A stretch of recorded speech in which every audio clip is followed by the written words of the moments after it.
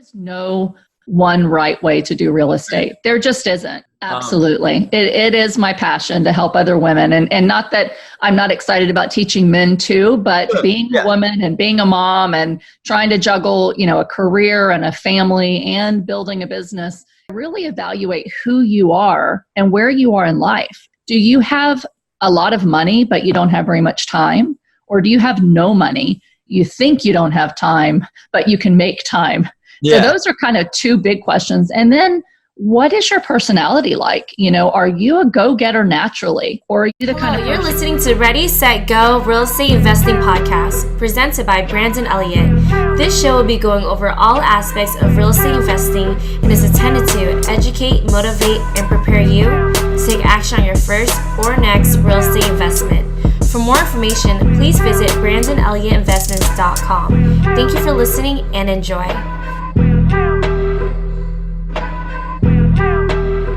What's going on, everyone, and welcome back to Ready, Set, Go Real Estate Investing Podcast. I'm your host, Brandon Elliot. Super excited today.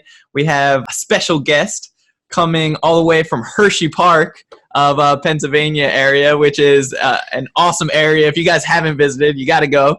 I used to go there a lot when I was younger and love it. But nevertheless, Anna, Kelley, what's going on? How are you? I'm doing great, Brandon. How are you? I'm doing awesome. It's such a privilege to have you on here. I mean, you got so much friggin' credibility. What is it, 175 doors now? 16 million in your portfolio? Yes. I love it. We just covered the whole motivation part right there. We don't even need to go any further. But for anybody out there that doesn't know exactly who you are, do you mind just diving into who you are, what you do, and the power behind that? Sure. So my name is Anna Kelley. I am, like Brandon said, in Hershey, Pennsylvania, and I've lived here about 12 years. I moved from Texas, and we moved to Pennsylvania to start a business for my husband. He's a chiropractor here in the Hershey area, and that kind of got me into investing in rental real estate. So we sold a big house in Texas, and we're really starting over again, and I didn't know if I was going to get to keep my job. I was like on a trial work from home basis. So we bought a building for him to practice in and inherited some tenants, Brandon, that lived above the practice and behind the practice. And we thought, hey, this is a nice way to kind of get a little bit of extra cash and help cover that building expense. And then we bought a 4-unit that we lived in. So we literally house hacked both my husband's business space and our home space and went from this huge, nice house in Houston to a little bitty 2-bedroom, 4-unit apartment, and inherited tenants, and were kind of thrown feet to the fire into becoming landlords. And so with that, it kind of started our excitement about rental real estate. We learned how to update units and raise values and really make a good cash flow. And that kind of led me to where we are today, where I just retired from my 6-figure income. I've worked a job for 20 years and 5 years ago really set out to replace my income with rental real estate. And that's when I got really serious about buying rentals. And now I'm up to about 175 doors actively, like I said, about a $16 million portfolio. And then I'm investing now passively in other apartment deals as well. Woo! It's so powerful. I love it. And you didn't even mention you're an Amazon bestseller author. You host a meetup group called REI Like a Girl. I love that. So much like women power right there to really motivate and educate other women just like yourself to be able to crush it in real estate. Absolutely. It is my passion to help other women. And not that I'm not excited about teaching men too, but being a woman and being a mom and trying to juggle, a career and a family and building a business, it's not easy. And it's hard to sometimes find balance or to have the confidence that you can do it and that you can, pursue wealth and something you're passionate about while being having responsibilities as a wife and a mother especially. So I'm just really excited to share with other women that it is possible. I'm living proof, and to just get started. Yeah, no, I feel like the mindset behind you, obviously it stands out in comparison to so many other people, men and women, just because you're really not allowing any excuses whatsoever. Like, you're a full-time mom, you got 4 kids, which is a handful by themselves. I know you got a bunch of sports and activities you got to run around to today. You're a wife, which is time consuming as well. And house stuff, I'm sure. 20 years of in the financial space, corporate America, in private banking, correct? You're a manager? I started out in private banking, and then I left Bank of America private banking to go to work for AIG Life Insurance Company. So I worked for AIG for the last 20 years in a product development unit. Okay, awesome. Yeah. So it's like, how many hats can this woman juggle? It's awesome. Like you said, I think the key is when you're really motivated and you have a really big why and a reason for doing it. And for me, it was to work myself out of my full-time career. And also because I worked for AIG. And any of you that are familiar with what happened in 08 and 09, when the economy crashed, AIG was one of the big companies that got $2 billion bailout by the US government. I thought I was losing my job many times and told I was going to be losing my job several times. And, by the grace of God, I stayed afloat. But I really thought I'm going to be losing my job. My husband has a startup business and I've got to figure out a way to support our family, raise the kids. And so I just was determined. And if you are determined, you can find time and you can find money and you can figure out a way to do deals. It's just a matter of staying determined, taking action every day, and being resilient. I love that. I think also like clarity has to be somewhere in that mix of knowing exactly what you want out of it. Like, yes, you want to get out of the job space, but because of the uncertainty, the fear of like, hey, will I have this job tomorrow? So obviously you want to get out of that, but like the clarity of knowing, hey, this is exactly what I want and going after it. Have you always known that you wanted to get into this huge commercial real estate atmosphere? Not really. Okay. I knew I wanted to get into real estate and that I knew that my wealthy clients had real estate and that one day when I had money, I'd like to have it. But I never really thought, honestly, at that point that it was achievable initially until I already had money.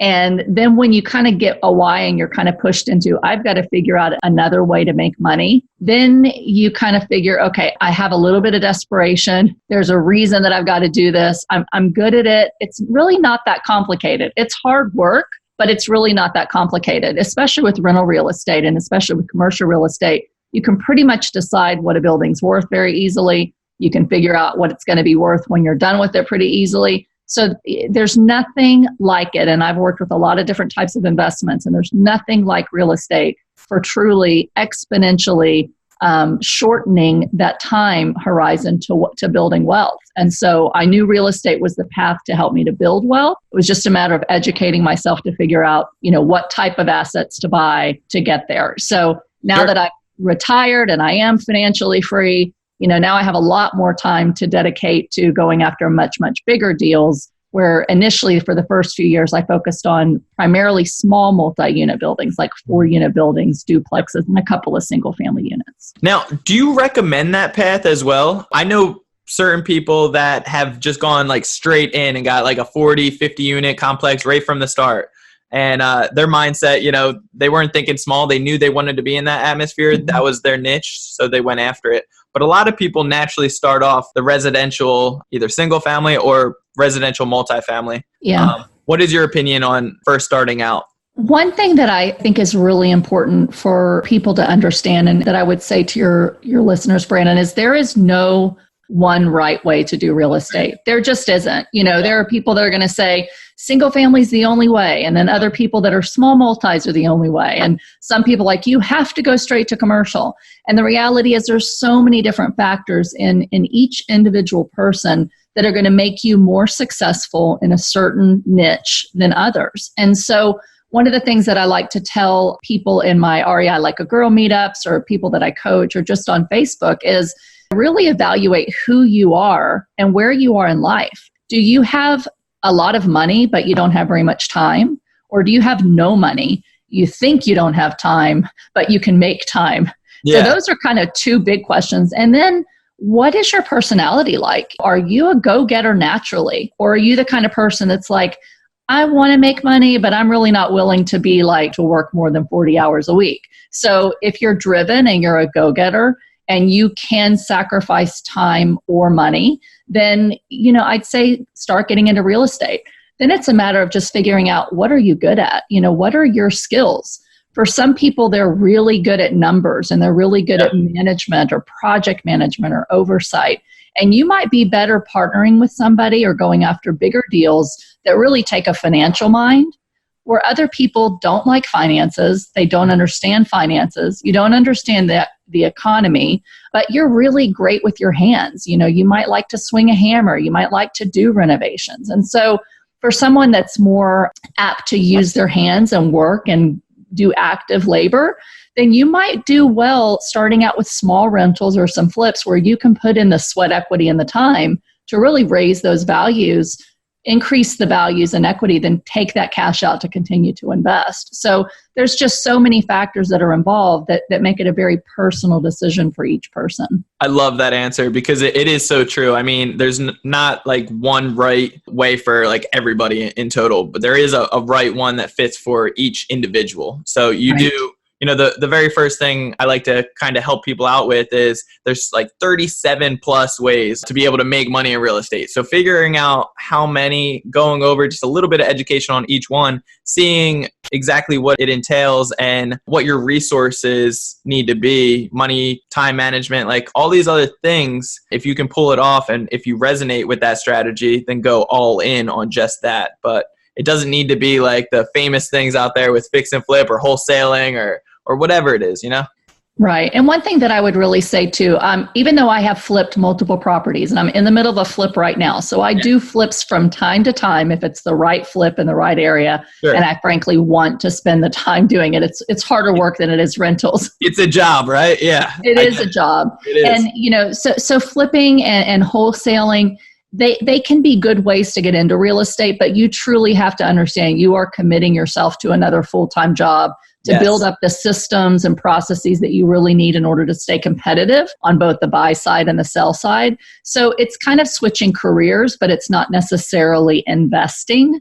Sure. Where I would really advocate that even if you like flipping and even if you like wholesaling and you do that, work really hard to renovate a property and then keep it as a rental. Yes. Cash out refi.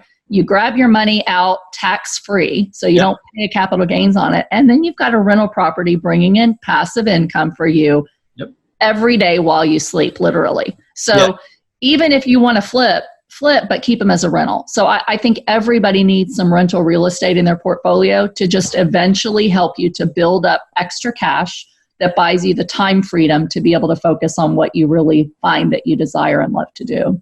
Sure. No, I love that. And luckily, like how I first got started, I found out the burst strategy, fell in love with it, and then started running with it, exactly what you were just mentioning. And it's funny because like I was just ignorant at the time. I didn't know really any other strategies. I was just like, I fell in love with this and I was like, wow, let's run with it. And thankfully, just after a dozen or so, I've been able to go full time and be able to kind of push more into a direction of whatever I'd like, which is awesome and could help the average person working at Starbucks doing the same thing. Absolutely. Absolutely. There are so many ways to get involved in real estate, like you said. So even if you're working full time and you really don't know that real estate's exactly what you want to do, but you want to, create some passive income, start educating yourself, go on Bigger Pockets, listen to podcasts like yours, Brandon, go on some Facebook groups and just see how other people are getting into it. You can house hack into your very first rental property like what we did, in Pennsylvania. And it wasn't glamorous, but, we had our living expenses completely covered by 3 tenants. And we bought a building, we learned how to rehab it. And, we increased the value of that property pretty significantly in a very quick amount of time. And then when we did outgrow it, and I had 2 more kids and we moved, we didn't buy a house. We rented another house so that I could save money to buy another rental property. Love it. So, find your first house. You can get 0 to 3.5% down on your first house. If you buy a small multi-unit, like a 3-unit or a 4-unit, live in 1 unit, rent the other ones out. That's a quick way to kind of have some extra passive income and then figure out if you like it and if you don't, and then, whether you want to grow. Yeah. I love that. So I do want to talk about the house hacking in just a moment. But before we dive into that, has there been any education along the way? Like, was there mentors or somebody that kind of helped you out? Or was it all just, obviously, you're a very driven woman, to say the very least. So I'm sure there was a lot of just like diving into all the books and whatever needed to really be able to get the education. But was there anybody in particular that really helped out? I'll say that I have learned a lot of lessons on the education space along the way. So I didn't really have any training initially, other than just I'm financially minded in general. So when I had my first child, who just turned 16 a week ago, oh, love it. I had been so driven to climb up that corporate ladder. I wasn't thinking real estate at all at that point. And I had this new baby, and I just desperately wanted to be home with them. And so I thought, how do I figure out a way to, replace my income and stay home with the kids? And all these Flip This House shows had just started to come out back in 2003. And they made it seem so easy. You go in, you buy a property, you put a little lipstick on the pig, and you make $40,000, $50,000, $100,000. And we thought, bingo, let's flip a house. Yeah. So with no training, no books, no nothing, I contacted a contractor. I found a property. I financed it the traditional route, no knowledge of private lenders or hard money lenders. And I bought a house to renovate. We made every mistake you can possibly make in purchasing, in financing a property, in over improving a property, taking too long. We lost my husband lost his job while we had that house under contract flipping. It's set on the market forever. And we lost like 10 grand, in like a year. And we were so jaded from doing that. We thought, we can't afford to lose 10 grand, 3 or 4 times. So we thought, okay, flipping's not for us. And then I bought these couple of units that I told you about, my husband's practice, an R4 unit. And at that time, after having 2 rental properties, I thought, I'd love to get into bigger apartments and be able to hire property manager. So I attended a webinar that was put on by a big group with a woman who was supposed to be a multifamily expert. I went to a conference in Dallas, was impressed with her. I hired her as a coach, and ended up, the woman was a complete fraud. She's ended up in prison since then. She took many people for $10,000, $20,000 for coaching. It ended up being just a terrible experience. And I was so jaded again from just coaching in general, from gurus that put out information that wasn't truthful and what didn't have integrity. And people who, she was in real estate. She just wasn't a commercial broker like she claimed to be. But I was so jaded from working with other people that at that point I was like, okay, the dream of big multi-units is gone. I'm not going to deal with people. I'm not going to go with conferences. I'm just going to do it on my own. And that wasn't the right mindset, but I was so jaded by it that I just kind of gave up on working with other people or going after bigger deals and said, I'm just going to have to bootleg this thing and figure out how to do it on my own. And so I did it on my own. And I never went to another real estate conference or seminar until early this year again. Wow. That is so powerful. So that shows kind of like there's only so much that you can realistically learn out of a book or like YouTube or podcasts like this. Obviously, there's tons of great content in here, but afterwards, the implementation is really where you're going to learn the most. Like hands-on, you're going to know exactly, hey, shouldn't do this next time, or this worked out well. If we just go down this path a little bit more, it will turn out successful. So what do you think was like your biggest learning curve? Maybe not even just on that project, but anything in general that might help out with the listeners. Sure. I did read some good books on multifamily and on how to finance them correctly, how to evaluate them, how to renovate properties. My husband watched a lot of YouTube and did most of the hands-on renovations. In the beginning, Brandon, again, not that this is the right way necessarily or the best way to do it, but we did all of our own work. Like I painted apartments till 2:00 in the morning. I can't tell you how many times. You could not pay me today to paint. It's well worth hiring a painter. But the reality is passive income is really, I like to say, it's built on the blood, sweat, and tears of active income. So when you start off with no money like we did, you really don't have much of an option other than to just actively get involved, learn it by doing it, and then eventually finding people that might trust you enough to partner with you, on a deal. So we learned by doing. I think the biggest learning curve was just figuring out how to continue to grow every time I ran out of money. So every time we would raise the values of a property, we would cash out refi. We would try to use that as a down payment on another one. Sure. Deals are not that hard to find if you're flexible in what you buy. Like, I wasn't married to, I'm just a single family house investor, or I'm just a duplex investor or a 4-unit investor. I'm a cash flow investor. So if I can find a property that I know I can make it worth more in cash flow, I'm going to go after it. But my biggest issue was I ran out of money. And so should I have gone and partnered with people earlier? Probably so, Brandon. Okay. But I didn't. So I had to really start learning, how can I get creative and buy properties off market with creative financing. So that was my biggest learning curve, was learning how to negotiate with sellers to convince them to sell me their properties without going through a bank. And once I kind of got the confidence to do it and did it a few times, it helped me to grow that much larger, so that then I was that much more attractive to banks. And now it's easy for me to get financing on anything that I want. Oh, I love that.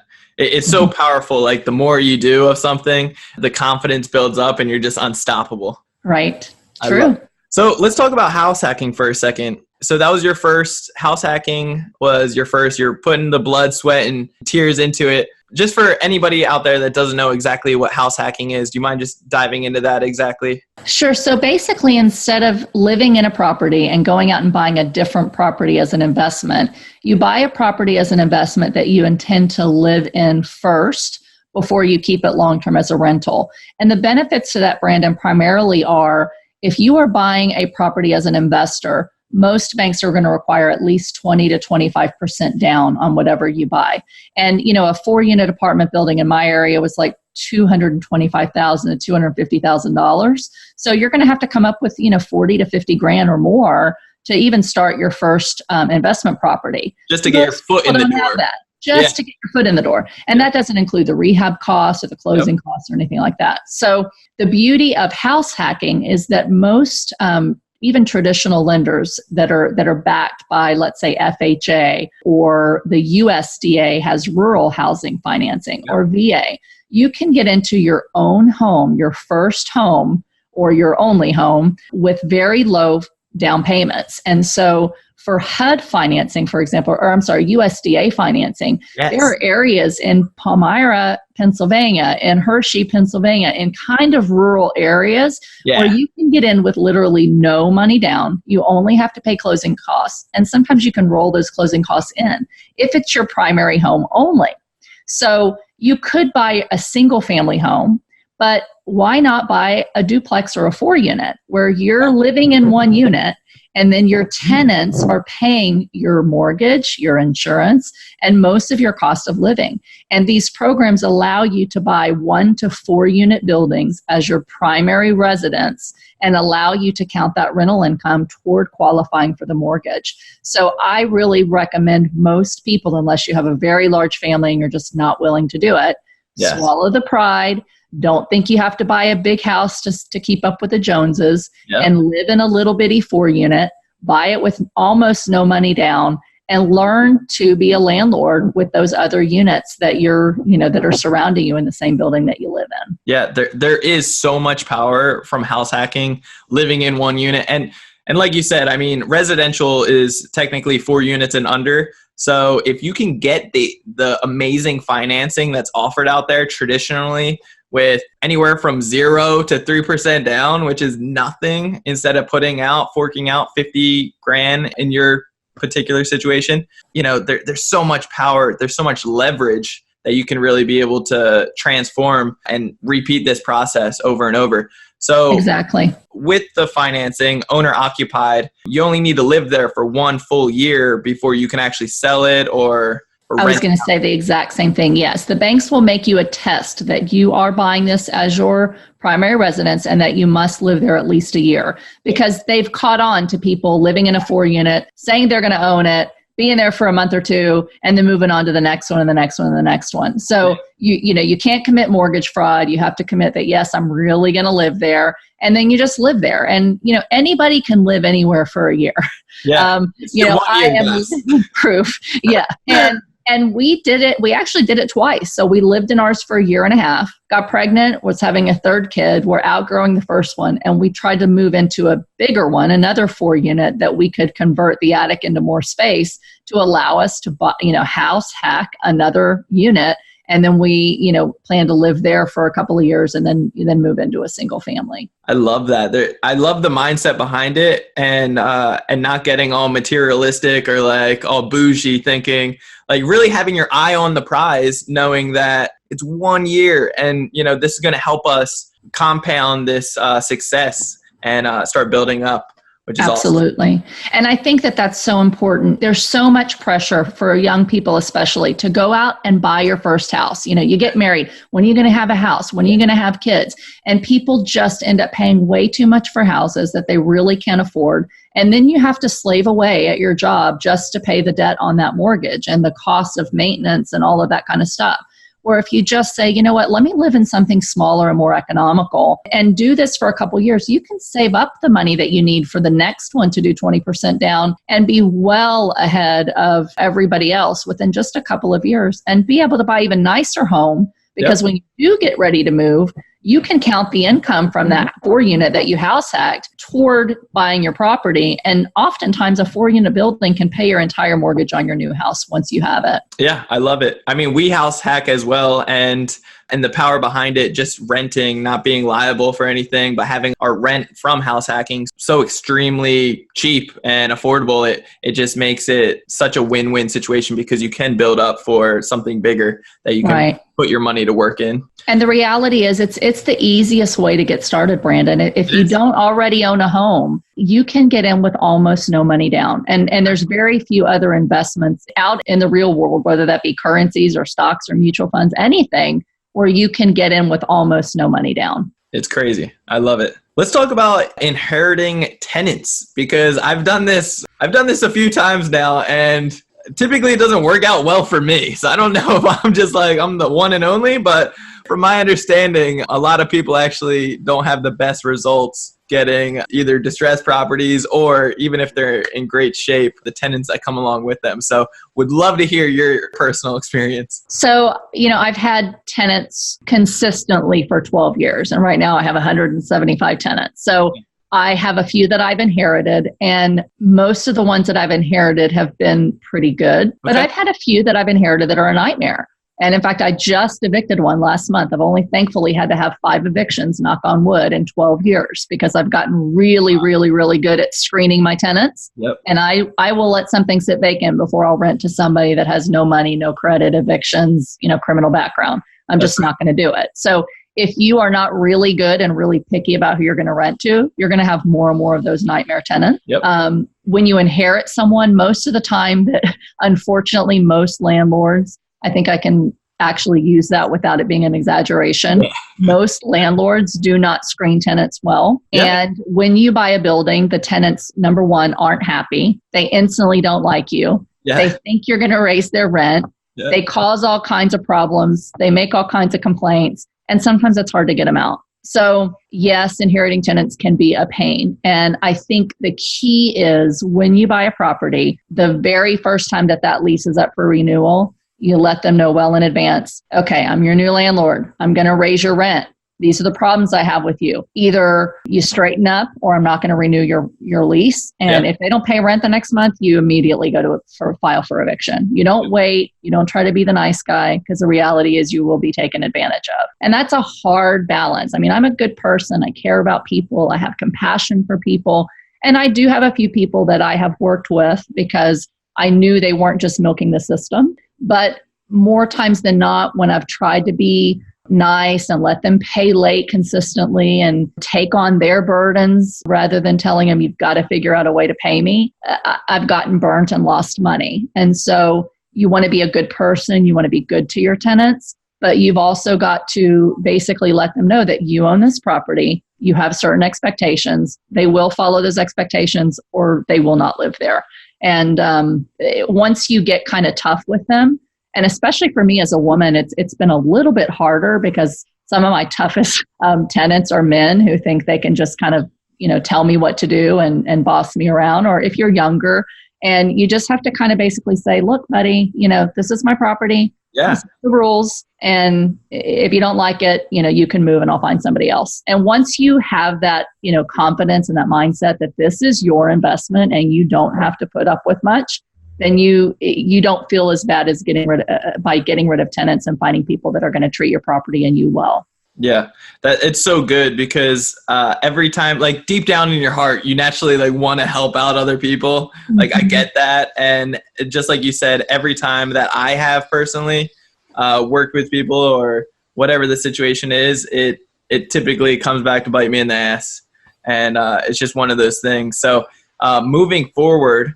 I typically don't actually like to purchase properties with tenants already in place. I like to put it in the contingencies to have the tenants out. In your current situation, buying 175 units, it's a little different. You're going to want to have obviously a good majority of those filled. It's always a value add plan that people are doing. So you don't want it all vacant, but yeah, I typically don't want a property to be vacant. So if it's a single family house and you're going to go in and you're going to update it, or maybe it's a 4-unit, for example. Like I had one that was a 4-unit and 1 unit was really bad. And the rents were less than half of market. The same person lived there for over 20 years. They were heavy, heavy smokers. The smoke was getting into the other units. And for that 1 unit, I said, you're going to have that person move there a month to month before we close. But other than that, for the most part, if the rents are fairly close to where they need to be, let's say within $100, $125 of market once I fix them up, I'd rather those tenants stay if they're good, strong paying tenants. Yes. And I just make sure that as soon as their month to month is up, that I'm basically saying on a unit by unit basis, I either want you to stay or I need you to leave because I'm going to renovate that unit, or I'm going to slowly get your rent up. And I've even stair-stepped rent. So I come in and I say, listen, I know you're scared that we're going to raise your rent. We're not going to bump it all in one day, but we are going to get you up to the market rent. And we'll allow you to do it in, a 3 to 4 month increment. You can either choose to give me 30 days notice today and you can move, or I'm going to start raising your rents and here's your new lease and you have to sign if you want to stay here. And most of the tenants that I really don't want to stay, I'll just raise their rents higher and faster. And I've even paid people to leave. Yeah, I've tried doing that. They wouldn't even, I couldn't even get that far. It's been rare. But overall, when you're buying multifamily and multi-units, you're buying an income stream. So you want the tenants to be there because you don't want them all to vacate at one time. So it's just in the type of investing that I've now moved toward, it's very rare that I ask for them to be vacant. Okay. Gotcha. I love that. So let's talk more towards just the big, huge multifamily in general. I do want to hear in just a little bit, like where your plans and goals are for the future, just so we can all get more inspired and see how maybe the listeners can do something to add value back to you. But what would you recommend to somebody that does have some experience and they've done several deals, but more in the residential side, and now they're looking to kind of flap out their wings and really start growing into the big dog space, into the multifamily scene? I think kind of going back to what we talked about really knowing who you are, what you want and why you want it is really important first. So some people are like, oh, I want to own a 100-unit building. I don't want to do another single family building. Yeah. And, they think, oh, in 6 months, I'm going to own a 100-unit building. And so what's it going to take to get there? How are you going to do it? And how much time are you really willing to sacrifice of your day and of your health and of your time away from your family in order to get that? So I would say figure out why you think you have a goal of going into larger multifamily, how much time and money you are willing to put aside, to move into that space, to educate yourself, to network, to find partners, to find deals. And then, commit to growing toward that without having to get, say, I'm only going to buy multifamily. Because the reality is multifamily right now is really high priced. It is. There's something called a market cycle or an economic cycle or a building cycle. Some people like to call it, where in certain points in the economy, prices of assets become really overheated and hard to find and not as profitable.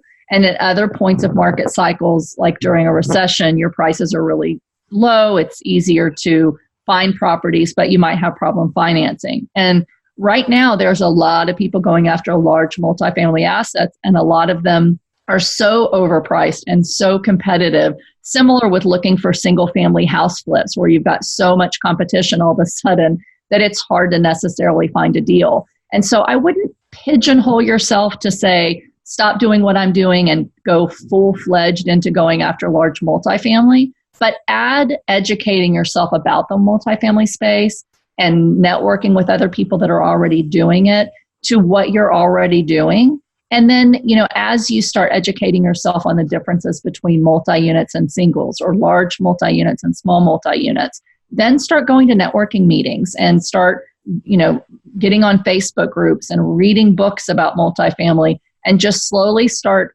educating yourself and committing. Maybe you spend an hour or two every single day reading up on larger multifamily or listening to podcasts specific to multifamily. Yeah. And you spend an hour or two a day networking with other people that are in the space and asking them questions about, the financing and taking down the deals and how they're run.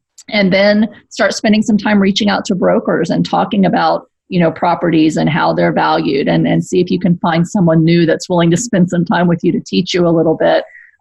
So it's not realistic for most people to just take a leap to buying a couple single family houses and suddenly being able to buy and take down and manage a large multifamily asset. But you do it in chunks, and you commit to growth, and you commit to education, and eventually you'll get to a place where it's easier to do that, or partner with other people that are doing it and find a way to add value to them so that you get in on a deal and have a little piece of that pie while you're learning. Yes. Until you start growing enough money and enough assets that you can start contributing more to those deals and starting to focus on those deals 100%. I love that. That's so good. The prices are very inflated right now. And at the end of the day, the education is the most crucial part. So just dive into the education, build the relationships, and see what kind of value you can bring to the table to get into a deal yourself, to have a little bit of skin in the game, and to be able to see behind the scenes of how this is actually taking place. Right. So you're doing the GP side and sponsorship side. Do you mind breaking down the difference and kind of just the different roles that take place within the multifamily? Sure. So when you're looking at larger multifamily assets, you obviously need a lot more money to take down those assets. So let's say where you're buying a 4-unit for maybe, let's say it's $250,000 or $240,000. You could probably figure out a way to come up with $50,000 and buy that property on your own, or JV with one person, and maybe you put 25 grand in and they put 25 grand in. But when you're looking at, 100 units going for $100,000 a door, you're talking about millions of dollars that you've got to be able to qualify for a loan, come up with the down payment, come up with enough money to operate that building and reserves in case things go wrong like they always do, and come up with money for renovations. And so it just needs a lot more capital than what most people can, especially starting out, can afford to do. Now, if you're independently wealthy and you're just starting out, you could probably buy a small multi-unit, on your own. But for the most part, the bigger deals are really all about networking, relationships, and partnerships. And so typically you've got someone like myself who's an operator who knows how to, go in, update units, raise rents, lower expenses, create a more profitable building that's then worth a lot more money. Then you've got somebody who's going to be the asset manager, who's going to oversee your property managers, and he's going to look at the finances and make sure that, the business plan is being executed. So along with needing more assets, most people that buy large apartment buildings, you're buying them not just for the cash flow, but to raise the value of that property so that in a few years you can refi it or you can sell it and make significant chunks of money. And so there's typically a rehab intensive or operation rehab, if you will, involved in a multifamily property. So you've got to have multiple people involved in the operation side and the financial side. Then you need people who can qualify for the loan. So where single family, your credit is really important. Like you're not going to be able to go and get a loan unless you've got really good credit. And you do have to have a certain, debt service coverage ratio and be able to qualify. Same with some small multi-units. When you get into the large commercial properties, you're primarily being evaluated by the banks based on the asset and the cash flow that it's going to generate. So your credit is important, where some people say, oh, in commercial, your credit's not important anymore. Your credit is really important.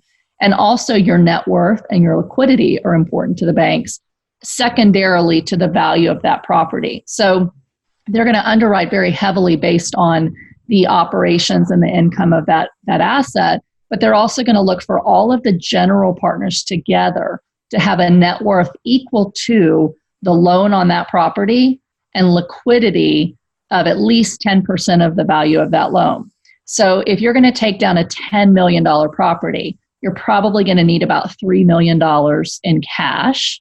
And that means your partners are going to need to have about a $3 million net worth in order to buy the property and qualify for the loan. And at least, let's say, a few $100,000 in liquid cash. So you need partners who are credit worthy, who have liquidity, who have some net worth to partner with you on these ventures. And then you need somebody that can reach out to passive investors to try to raise money from those passive investors if you're syndicating those deals, and to teach them about these types of investments and to communicate with them what you're doing and make sure that they get paid every month if they decide to invest in the property. So those are kind of the main roles of the partners when you're dealing with a large multifamily takedown. I love that. I've never actually heard that explained so detailed like you just did. That's great. So as far as the assets go, with the general partners, they're going to want to see at least equal to the value that you're purchasing of assets, and then also 10% of liquid. Yes. Okay. Do you know where they come up with those numbers, or that's just always been around like that? That's their standard? I think that's basically just the standard. If you're going to borrow $5 million, they want to know that between the partners, you're all worth at least $5 million. Because Sure. if for some reason that they couldn't just cover the loan by selling the asset, they want to be able to go after, the principals. Now, there is something called non-recourse financing that when you're dealing with agency loans for these big complexes, you sign on non-recourse loans if you can get them. And basically they agree that if the asset goes wrong, they won't go after you personally as partners unless you've committed one of the bad boy carve-outs, what they call. So if you've committed fraud or if you've just totally neglected the property, then even though those loans are non-recourse, they could still come after the partners to make themselves whole for the loan. And so that's why they want the partners to have some high net worth. And it's also a reason that it's very unlikely that most people can just jump right into doing, large multifamily properties or large commercial properties completely on their own. But you can come in as a partner, contribute toward, that net worth and that liquidity requirement. I love that. That's so good. Mm-hmm. So would you recommend, I know you already gave a bunch of different recommendations, getting educated first, finding your value, add it to somebody else. Would you recommend somebody first getting started as the money partner if they had it to kind of be able to get their foot in the door and see behind the scenes? You mean for somebody that has a lot of cash right now, but they haven't done the investment? Yeah, like somebody that's just has money sitting in the bank right now. Yeah, I think there's two different answers to this. So one is getting involved as a general partner, and one is getting involved as a passive limited partner. Sure. So getting involved as a general partner, typically if you've got a lot of cash and you can be that person that signs on the loan or the key principal and have some liquidity so that you can qualify for those loans. If you're willing to put your assets and your liquidity at risk by signing on the loan, that can be a great way to partner with someone who has operation experience but doesn't have net worth. So if you're already a high net worth individual looking to take down a larger multifamily, or even doing it on a smaller scale, with a small multifamily unit, maybe it's a 10 unit property instead of, a 100 unit property. That can be a great way, to partner and bring the money to the table and partner up with someone that has the experience to operate it. If you're looking as a limited partner, like let's say you've got $25,000 to $50,000, maybe up to $100,000. That's probably not going to be enough to add a whole lot of value as a general partner on a larger multifamily, but you could invest passively. And what you could do is you could go to an operator and say, listen, I know you're looking for passive investors to invest in your apartment deal. What can I do to, if I invest passively and I give you $25,000 to $50,000 and I'm a limited partner, can I shadow you for a week? Can I walk the property and do due diligence with you when the banks are coming and doing the third parties, or when you're walking the units? Or can I help you do asset management? Can I look at the reports every month and you walk me through, how these numbers panned out and teach me? And I'm willing to put the reports together or do some grunt work for free in addition to investing your deal, so that you can teach me the operation side while I'm learning as a limited partner. So I think that that's something that most operators would be willing and happy to have somebody come on board and help you do some grunt work. I love that. That is so good. It's the value add right there. Just trying to get your foot in the door, add value back to the other person, build up the relationship, and it can create a win-win situation. Yeah. What I wouldn't recommend, and I wasn't sure if this is what you're asking, Brandon, in terms of, I wouldn't recommend somebody try to get started in multifamily by raising capital.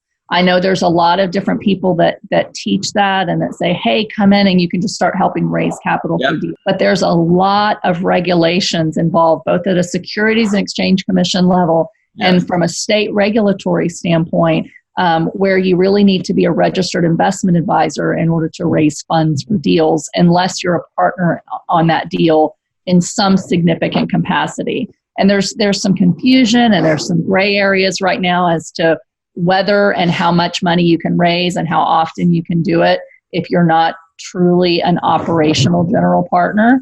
So I would just say tread very carefully if you think that you're going to jump in by raising money. Talk to an attorney, talk to an SEC attorney, and make sure that you're doing things in the right way. I would much rather see people learn nuts and bolts about the operations and try to get in that way than to start out as a money raiser, unless your career path is as an investment advisor who just wants to be someone who raises money for deals. Yep. I love that.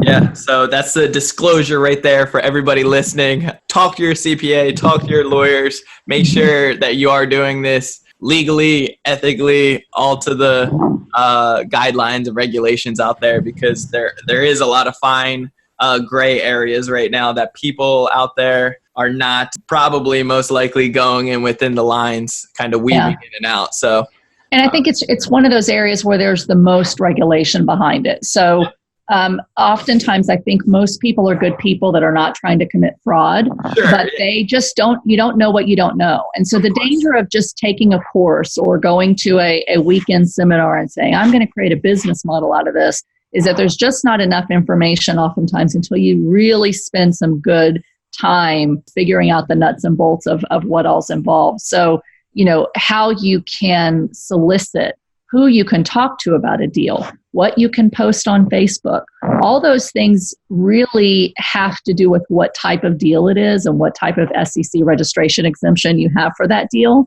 And so there's just so many nuances that are really important that you learn about before you start down that path, that if money raising is one of those things where it's harder to just jump in and learn it, because if you do it wrong once, it could have severe consequences.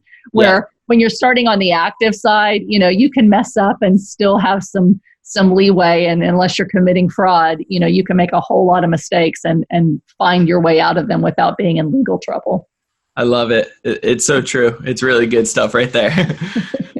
Anna, so where do you see yourself in the future? Like, you've hit so many goals. I'm sure that the average person out there that would be like their peak ultimate goal. You've already hit those goals. So where do you see yourself in the future? What are you trying to accomplish moving forward?